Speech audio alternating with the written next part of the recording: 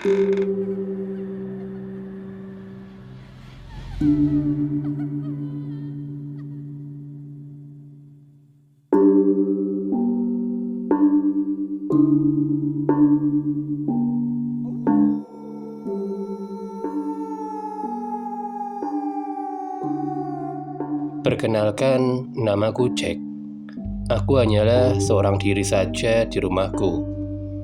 Aku tinggal di salah satu negara bagian Amerika, tepatnya di California. Malam ini rumahku mati lampu. Kupikir mungkin ini karena aku belum membayar tagihan listrik. Aku menyalakan senter HP-ku dan aku lihat tagihan listrikku. Ternyata masih belum habis. Aku lihat sekeliling rumah tetanggaku dan lampu rumah mereka menyala. Aku mencoba untuk mencari lilin, tetapi aku tidak menemukan lilinku sama sekali. Ku ambil kunci mobilku dan segera aku nyalakan mobilku untuk pergi ke supermarket untuk membeli lilin. Di tengah perjalanan, langit malam yang biasa berwarna hitam menjadi merah, dan tetesan air sedikit demi sedikit mulai membasahi jalanan serta mobilku. Sesampainya aku di sana, aku mengambil selusin lilin, lalu membayarnya di kasir.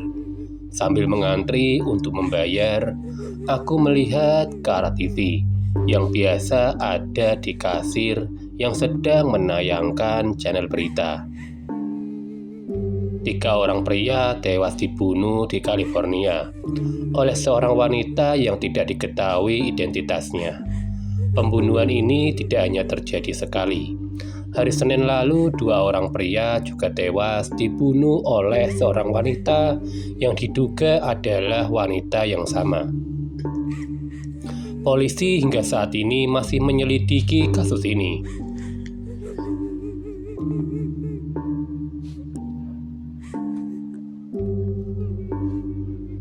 Aku tidak menghiraukan berita tersebut. Setelah aku membayar belanjaanku, aku segera kembali ke mobilku. Hujan deras sudah turun, disertai dengan suara gemuruh petir. Aku menyalakan mobilku dan segera pulang ke rumahku. Pohon-pohon cemara menemani perjalananku. Di tengah perjalanan, betapa kagetnya aku menemukan wanita yang pingsan di tengah jalan. Lalu aku angkat dia dan kubawa masuk ke mobilku. Wajahnya sangat cantik dan manis. Pakaiannya aneh, seperti pakaian tradisional wanita Jepang. Aku tidak memperdulikan akan hal itu dan membawanya pulang ke rumahku. Sesampainya di rumahku, aku gendong dia lalu keluar dari mobilku. Dan saat aku menginjakkan kakiku di teras rumah, tiba-tiba saja lampu rumahku kembali menyala. Aku membawanya masuk ke rumah, lalu meletakkan dia di kamar tamu. Aku melihat darah di tanganku yang asalnya dari perut wanita tersebut. Lalu aku periksa dia. Perutnya terluka, seperti luka tusukan. Aku mengambil kotak P3K, lalu mengobati perutnya yang terluka. Bajunya basah kuyup. Aku tidak berani mengganti bajunya. Aku menutupi badannya dengan selimut, setidaknya dia tidak terlalu kedinginan meski pakaiannya sangat basah.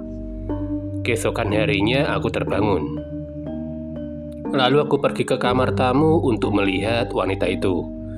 Ternyata dia sudah siuman, namun kondisinya masih amatlah lemah. Aku menyapanya dan dia hanya diam saja. "Hai," sapaku kepadanya. Dia diam saja sambil melihat ke arahku. "Bagaimana perutmu? Apakah kamu sudah merasa lebih baik?" tanyaku kepadanya. Masih tetap tidak ada respon darinya. "Aku menemukanmu pingsan di jalan semalaman, dan aku membawamu ke rumahku. Aku melihat perutmu terluka, dan aku mengobati perutmu." "Siapa namamu?" tanyaku. Masih sama seperti sebelumnya, tidak ada respon. Baiklah, aku akan mengambilkan segelas air putih dan sarapan untukmu, ucapku sambil meninggalkan kamar itu. Kebetulan di dapur rumahku ada sebuah TV kecil. Aku menyalakan TV tersebut sambil menyiapkan sarapan untuknya. Ya, namaku Rick. Aku saat itu sedang berada di dalam rumahku.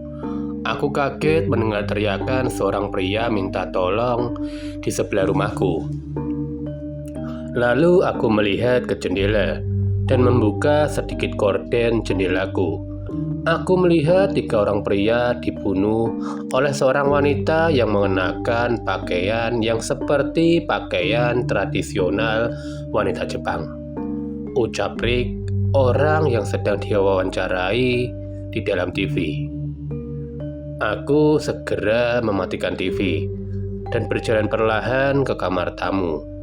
Sambil gemetar, aku perlahan membuka pintu kamar tersebut. Ketika aku melihat ke dalam, wanita tersebut sudah tidak ada di sana. Aku menoleh ke belakang. Lalu tiba-tiba, "Watashi wa kufukude wa arimasen," ucap wanita tersebut dengan lembutnya.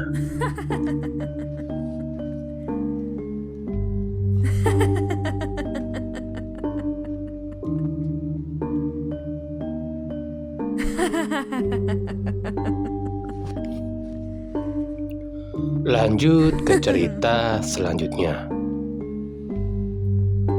Seorang pria Amerika Serikat sedang melakukan backpacker ke pedalaman Asia Tenggara. Ia menyewa sebuah kendaraan dan membayar seorang sopir.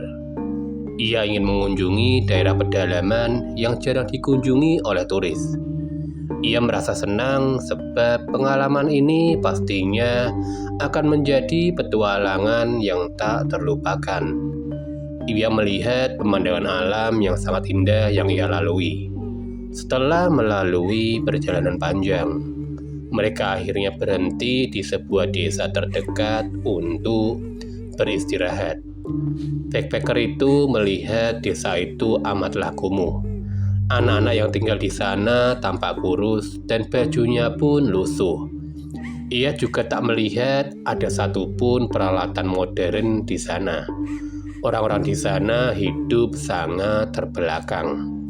Ia merasa bersimpati, sehingga membuka tasnya dan mengeluarkan beberapa batang coklat. Ia melemparkannya dari atas mobil agar dipungut oleh anak-anak itu. Mereka terlihat amat senang dan segera memakan coklat-coklat itu. Backpacker itu pun meneruskan perjalanannya. Dalam perjalanan pulang, ia melewati desa yang sama. Mereka lagi-lagi berhenti untuk beristirahat. Anak-anak di desa itu berharap sang bule akan memberi mereka hadiah lagi. Namun, ia ternyata kehabisan makanan untuk dibagikan. Sehingga anak-anak itu pun mencuri backpack milik turis tersebut. Ia merasa amat kesal, sebab di dalam tasnya ada paspor dan barang-barang berharga lainnya. Ia merasa mendapat pelajaran moral dari peristiwa ini, yakni jangan berbaik hati pada orang asing. Sekitar setengah tahun kemudian, pria ini kembali berwisata ke tempat yang sama. Ia menyewa mobil lagi dan tiba ke desa itu, sambil berteriak dengan lantang mengabarkan kedatangannya. Anak-anak segera mengikuti mobilnya dari belakang dengan girang. Pria itu langsung membuka satu kardus penuh dengan hadiah dan menyebarkannya ke tanah. Isinya adalah penghapus, krayon, dan lem batangan. Pria itu langsung tersenyum melihat kebahagiaan anak-anak itu saat memungutnya. Wah, baik sekali pria itu, pikir sang pengendara mobil. anak-anak itu sudah mencuri darinya, namun ia tetap memberi mereka banyak hadiah. Nah, beginilah seharusnya perbuatan jahat dibalas, pikir supir tersebut.